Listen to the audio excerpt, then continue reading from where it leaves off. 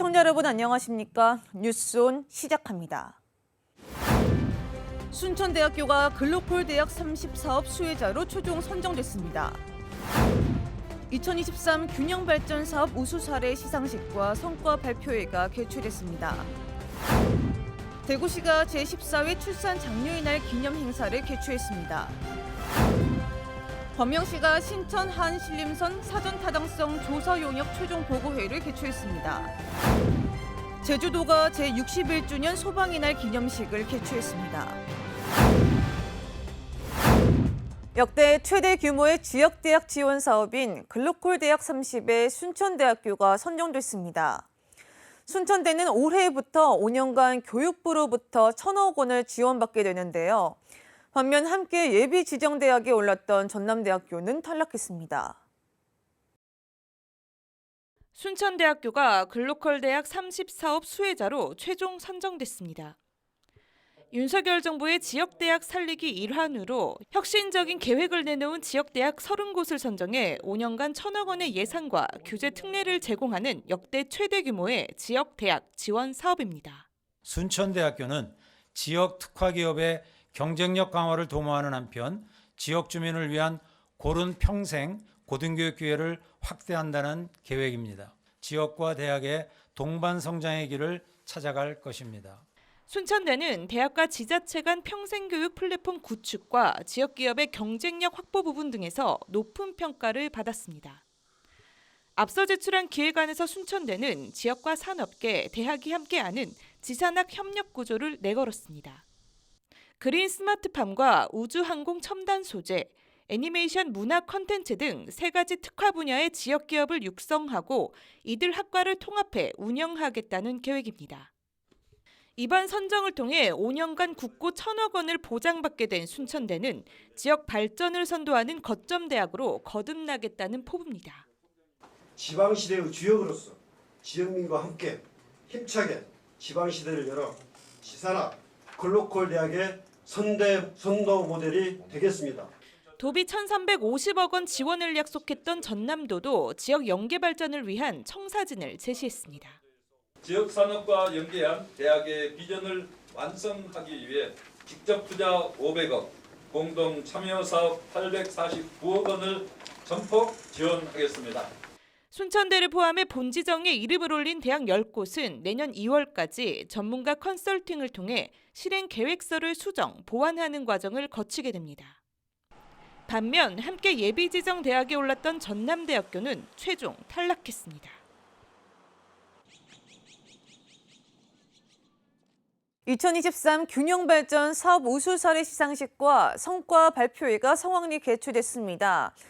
시상식에선 우수 지자체 균형발전 성공 노하우와 혁신 사례 또한 공유됐는데요. 더 자세한 내용 전달하겠습니다. 대통령 직속 지방시대위원회는 지난 14일 충청남도 아산시에서 2023년 균형발전사업 우수 사례 시상식 및 성과 발표회를 개최했습니다. 행사는 균형발전 성과를 위해 노력한 지자체와 수행기관을 격려하고 성공 노하우와 혁신 사례를 공유하기 위해 마련됐습니다. 수상은 총 31개 우수 사례에 대해 20개 광역기초지자체, 11개 부처 사업 수행기관과 51명의 유공자들이 수상하고 3개 우수 사례 성과를 발표하여 공유했습니다. 올해는 지역 활성화, 지역 역량 강화, 일자리 창출, 그리고 인구 감소 대응 부문의 탁월한 우수 사례가 각각 선정되었으며 우수 사례의 성공 노하우와 스토리를 각 지역에서 공유할 수 있도록 우수 사례집 책자를 제작하여 배포할 예정입니다. 수도권 소식입니다. 지난 9일 국회에서 신천 한신림선 사전 타당성 조사 용역 최종 보고회를 개최했습니다. 광명시가 수도권 서남부 지역과 서울을 연결할 최적의 교통수단으로 추진하고 있는 신천 한신림선의 청신호가 켜졌습니다.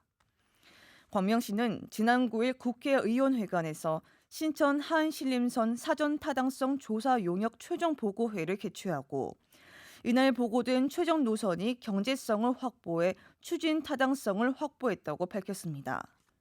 광명시는 신천 한신림선이 경제성 등 사업 추진 타당성을 확보한 만큼 3기 신도시 광역교통 개선 대책과 제5차 국가철도망 계획 반영을 위한 절차를 신속하게 추진해 나갈 방침입니다.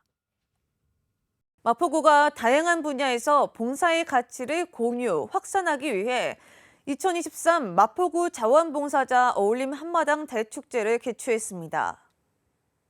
지난 3일 홍대 레드로드에서 2023 마포구 자원봉사자 어울림 한마당 대축제가 개최됐습니다.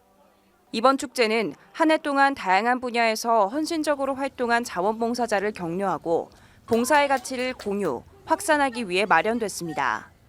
다양한 자원봉사 홍보 체험 부스와 재능 기부가 축제 분위기를 띄웠고 기념식에 앞서 자원봉사자들을 응원하기 위한 가수 남궁옥분, 동물원 등의 축하 공연이 펼쳐져 축제 흥을 한껏 더했습니다. 기념식에서는 마포를 위해 헌신해온 자원봉사 유공자에게 표창장과 감사장이 수여됐습니다. 이후에는 가수 바이럴 어페어와 김성인이 폭발적인 가창력과 무대 매너로 축제의 끝을 장식했습니다. 앞으로도 자원봉사자의 지속적인 도움의 손길로 지역 곳곳에 나눔의 정이 넘쳐날 수 있길 기대합니다. 광역시 소식입니다. 대구시가 제14회 출산 장려의 날 기념 행사를 아이 가득 웃음소리, 행복 가득 대한민국을 주제로 열었습니다. 대구시가 다자녀 모범 가정, 출산 장려 유공자 등이 참석한 가운데 지난 10일 삼성 창조 캠퍼스에서 제14회 대구시 출산 장려의 날 기념 행사를 열었습니다. 매년 11월 11일은 대구시 출산 장려의 날로 출산 장려 분위기 조성을 위해 대구시가 조례로 지정했습니다. 올해는 다자녀 모범 가정과 출산 장려 유공자의 표창장을 수여하고 세대가 함께 즐길 수 있는 다채로운 문화 행사를 마련했습니다.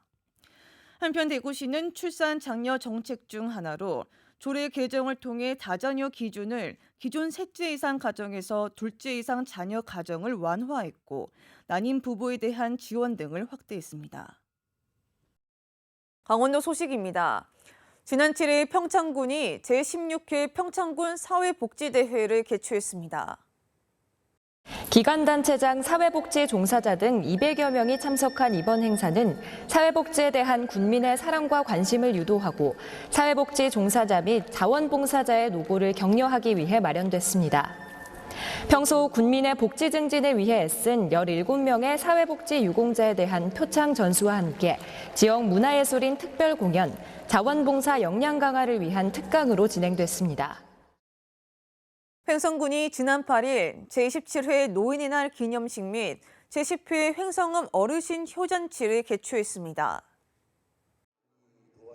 이번 행사는 10월 경로 효친의 달을 맞아 지역 발전에 중추적 역할을 해온 어르신들에 대한 공경과 감사의 마음을 표현하기 위해 개최됐습니다. 어르신 효단치는 횡성군 새마을회가 주관했으며 10월 17일 둔내면을 시작으로 8개 읍면별로 순차적으로 진행됐고 이날 횡성읍에서는 제27회 노인의 날 기념식이 함께 진행됐습니다.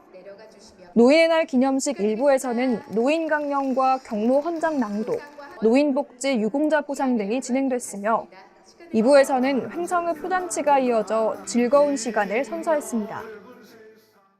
횡성군 보건소가 한국외식업중앙회 횡성군 지부와 협력하여 임신부 우대 할인점을 선정했습니다.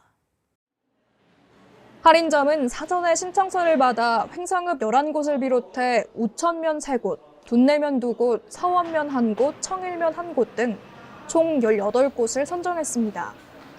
관내 임신부가 우대 할인점에 방문해 임신부 수첩을 제시하면 임신부를 포함해 최대 4인까지 구매액의 10%를 할인받을 수 있습니다.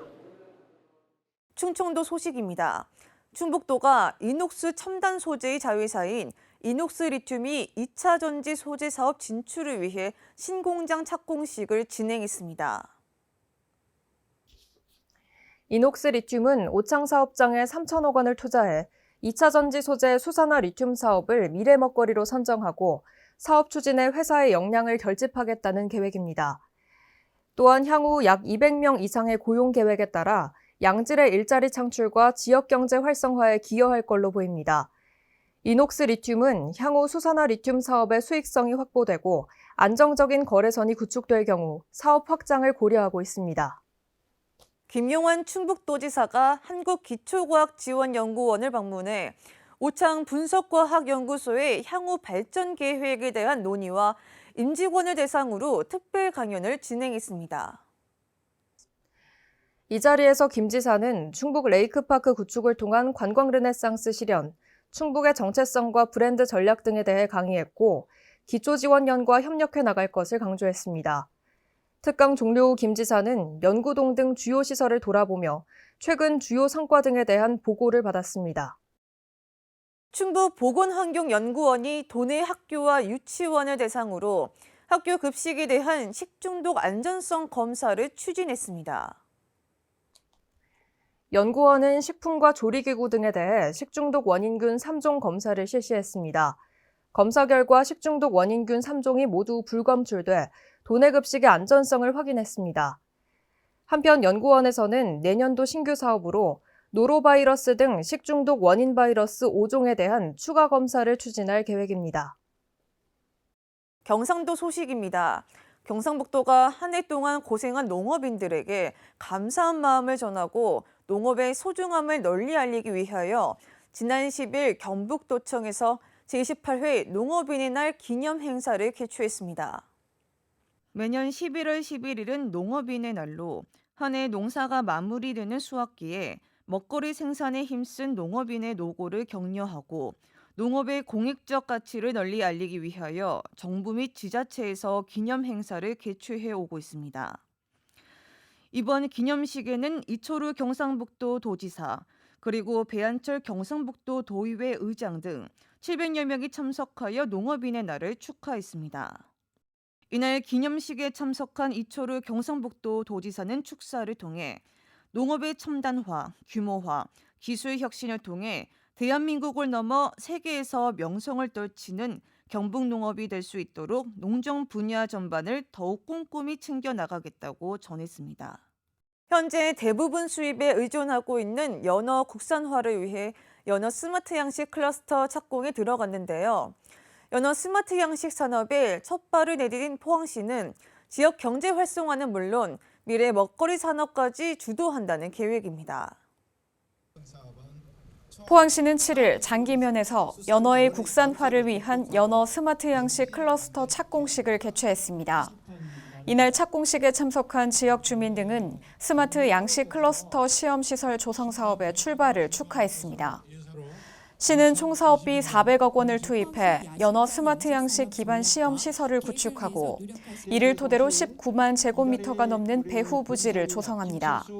이를 통해 연어 양식, 가공 처리 시설, 사료 공장 등 양식 산업을 아우르는 클러스터를 구축할 예정입니다. 연어 스마트 양식 기반 시설이 만들어지면 연간 1,000톤, 배후 부지까지 완공되면 연간 10,000톤, 1,300억 원 상당의 연어를 국산화해 생산할 수 있을 것으로 기대됩니다. 한편 포항시는 지난 2021년 스마트 양식 클러스터 조성 사업의 최종 사업자로 선정된 바 있으며 같은 해 스마트 양식 클러스터 조성 투자 및 기술 협력을 체결하기도 했습니다. 시는 포항의 표준화된 스마트 양식 시스템을 기반으로 국내 첨단 양식 산업을 선도한다는 방침입니다. 포항시는 신산업 육성과 함께 도시를 지탱해온 전통산업, 철강산업 고도화에도 힘쓰고 있습니다. 우리나라 제1의 철강 도시로서 차세대 철강산업의 발전 전략을 꾸준히 모색하고 있는데요. 철강산업이 나아갈 방향과 산업의 미래 경쟁력 확보 방안을 고민한 심포지엄이 열렸습니다. 포항시와 경상북도는 8일과 9일 대한민국 차세대 철강산업 지도를 그리다라는 주제로 2023 철강 대개조 심포지엄을 개최했습니다. 심포지엄에는 산학, 연관 각계각층 전문가와 관계자 300여 명이 참석했습니다. 이날 심포지엄은 탄소 중립을 위한 철강산업 변화와 기술 개발 방향이라는 주제의 기조 강연으로 시작됐고 이어 글로벌 철강산업의 환경 변화와 대응 전략이라는 주제 발표가 진행됐습니다. 또 패널 토론에서는 전문가들이 철강산업 탄소 중립 대응 방안에 대한 의견을 나누며 차세대 철강산업의 발전 전략을 고민했습니다. 포항시 의회가 제310회 임시회를 개최했습니다. 포항시 의회는 이번 임시회에서 32건의 안건을 심사하며 활발한 의정 활동을 펼칠 예정입니다. 포항시의회는 지난 10일 제310회 임시회를 개회하고 8일간의 의사 일정에 돌입했습니다. 시의회는 이번 임시회에서 포항시 노동자 작업복 공동 세탁 서비스 지원에 관한 조례안 등 총 32건의 안건을 처리합니다. 10일 본회의에 앞서 함정호 의원은 5분 자유 발언을 통해 포항시 시설관리공단을 포항도시공사로 전환할 것을 요청했고, 김상백 의원은 신광면 내 해월 최시형 기념관 설립과 신광면의 역사, 문화 사업의 필요성을 강조했습니다. 또 김성조 의원은 포스텍 연구중심의대 설립을 위해 포스코와 경북도가 적극 노력할 것을 촉구했습니다. 이어 시의회는 본회의에서 제310회 임시회 회기 결정, 제310회 임시회 회의록 서명의원 선출의 건 등을 의결했습니다. 한편 시의회는 16일까지 상임위원회별 조례안 등 심사 및 당초 예산 심사를 위한 현장 방문을 진행하고 17일 제2차 본회의에서 기타 안건 등을 처리하며 이번 임시회를 마무리합니다. 광주 전남 소식입니다. 글로컬 대학 선정 탈락 소식에 전남대는 당혹스러운 기색을 감추지 못하고 있습니다. 다른 지역 대학들 역시 마찬가지인데요. 가뜩이나 산업 기반이 뒷받침되지 않은 지역 현실에서 지역 거점 군립대인 전남대와 다시 경쟁을 해야 하는 처지에 놓였습니다. 글로컬 대학 30 사업 선정을 앞두고 기대를 모았던 전남대의 탈락은 충격입니다. 탈락 사유는 공개되지 않았지만 혁신성 등에서 만족할 만한 점수를 받지 못한 것으로 알려졌습니다. 광주뿐 아니라 여수, 화순, 나주 등 전남 지역 캠퍼스들을 아우르는 실행계획서를 내놨지만 실제로는 전남도의 지원 약속을 이끌어내지 못한 점도 불리하게 작용한 것으로 전해졌습니다. 또 대학과 지자체가 인재 양성과 연구 개발에 협력하는 지역 혁신 플랫폼 사업에 참가한 전남대 교수 등이 횡령 혐의를 받고 있는 점도 감점 요소로 작용했다는 추측도 있습니다. 충격적인 탈락 소식을 받아든 전남대 측은 부족한 부분들을 보완해 다음 공모에 재도전하겠다고 밝혔습니다. 당혹스러운 건 전남대만이 아닙니다. 다음 기회를 노렸던 다른 지역 대학들은 향후 공모에서 전남대와 다시 한번 경쟁해야 하는 부담스러운 상황에 놓였습니다. 또 이번에 선정된 10곳 가운데 7곳이 국립대인데다 산업 기반이 상대적으로 우수한 영남권 대학이 절반에 이른 점 등을 감안하면 향후 공모 역시 녹록지 않을 것이란 관측입니다. 산업체하고 뭔가 매칭을 해서 뭘 해보라고 하는데 대학하고 손잡아서 뭘 할 수 있는 기업이 없어요. 이게 막막한 거죠. 운동장 자체가 판 자체가 기울어져 있으니까. 전남대마저 글로컬 대학 30 사업에 탈락하면서 가뜩이나 열악한 지역 재정 자립도와 산업 기반을 딛고 내년도 사업 공모에 나서야 하는 지역 대학들의 경쟁은 더 치열해질 것으로 예상됩니다. 광주 신세계 백화점 확장을 위한 행정 절차가 진행 중인데요. 광주 신세계가 지난 10월 제출한 3차 교통성 검토서가 4개월 전 논란이 된 내용과 별반 차이가 없다는 비판이 커지고 있습니다. 광주시 행정사무감사에서는 철저한 검증을 약속했던 광주시가 제대로 검증을 하고 있는 것인지 도마 위에 올랐습니다. 광주 신세계가 지난 10월 도시계획 건축 공동위원회를 앞두고 제출한 세 번째 교통성 검토서입니다. 광주 신세계 백화점을 4배 확장했을 때 주말 시간당 발생 교통량이 1,300대 가까이 증가하는 것으로 나타났습니다. 하지만 광천 사거리 교통량은 시간당 9,205대로 확장을 안 했을 때와 비교해 단 88대 증가하는 것으로 분석됐습니다. 광주시의회 행정사무감사에서도 교통량이 매우 과소평가됐다는 지적이 나왔습니다. 이 추정이 맞다고 가정하면 불과 88대가 증가하는 이 교통량에 대한 근거로 지금 지하차도를 개설해라 이렇게 돼버린 거잖아요. 주차 시설도 논란입니다. 백화점 건물을 4배 확장함에도 늘어나는 주차면은 지금과 비교해 10% 209면 늘어난 것에 그칩니다. 주차난이 지금보다 더 심각해질 것이란 우려가 크지만 광주시는 향후 교통영향평가에서 보완하겠다는 입장만 내놓고 있습니다. 이후에 건축 허가 과정에서 교통 영향성 평가를 진행할 때 정말로 밀도 있는 검토가 이제 또 이루어지기 때문에 지난 7월 KBC 보도를 통해 이용객은 3.5배 늘어났는데도 교통량 증가는 불과 16%에 그친다는 1차 교통 분석 자료에 대한 비판이 커지자 철저한 검증을 약속했던 광주시.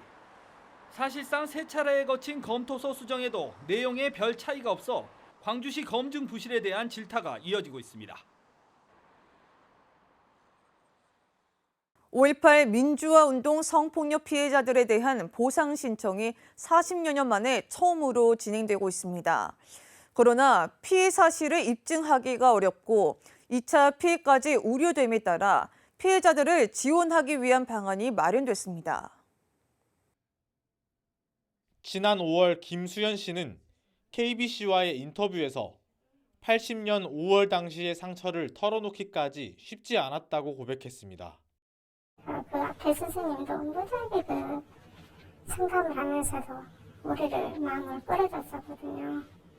근데 이렇게 붓으로 말하기가 너무 힘들었어요. 자취가 안 나왔었어요. 개정된 5.18 보상법으로 김 씨와 같은 계엄군 성폭력 피해자들도 피해를 인정받을 길이 열렸습니다. 하지만 현재 광주시에 접수된 신청은 모두 11건으로 5.18 진상조사위원회가 추정하고 있는 관련 피해 건수의 5분의 1 수준에 불과합니다. 보상 심의 과정에서 트라우마로 각인된 기억을 반복해 말하는 것 자체가 2차 피해로 이어질 수 있고 40여 년 전의 피해 사실을 입증하기도 쉽지 않기 때문입니다. 그러니까 여러 차례 자기의 경험을 증언해야 되는 거는 고통이죠, 고통. 그것도 폭력이었는데, 성폭력이었는데. 피해자들의 이런 고충을 덜기 위해 광주시의회 5.18 특위가 피해자 심리 안정을 위한 상담과 법률 지원책을 마련했습니다. 성폭력 피해의 특성상 자신의 피해를 드러내기 어려워하고 이런 절차적인 측면에서 권리 보호를 어떤 것들을 받을 수 있는지 잘 모르시기 때문에 피해자들에 대한 보상 신청은 올해 말까지입니다. 특별자치도 소식입니다. 제주도가 안전을 위해 힘쓰는 소방 공무원들을 격려하고 사고 예방을 위해 제61주년 소방의 날 기념식을 개최했습니다. 제주도민과 관광객들의 생명과 안전을 위해 힘쓰는 소방 공무원들을 격려하고 화재에 대한 경각심과 이해를 높여 사고를 예방하기 위해 자리가 마련됐습니다. 제주특별자치도 소방안전본부는 지난 13일 제주관광대학교에서 제61주년 소방의 날 기념식을 개최했습니다. 행사는 오영훈 지사를 비롯해 김경학 도의회 의장, 제주도 의원, 그리고 소방 공무원 등 500여 명이 참석했습니다. 기념식은 제주 소방 공무원으로 구성된 밴드의 공연을 시작으로 소방의 활약상을 담은 소방의 날 기념 영상 상영, 그리고 제주 안전을 위해 헌신한 유공자 13명에 대한 표창장 수여, 기념사, 축사 순으로 진행됐습니다. 대구 콘서트하우스가 11월 19일 오후 7시 30분에 실내악의 거장 요하네스 브람스 기획 공연을 합니다. 19세기 대표 음악가 중 한 명인 브람스의 첼로, 바이올린 소나타와 피아노 소품곡 등을 들려주는데요. 이번 공연은 바이올리니스트 김남훈, 첼리스트 김대연, 피아니스트 박정국이 함께한다고 합니다. 이상 뉴스 마칩니다. 시청해주신 여러분 고맙습니다.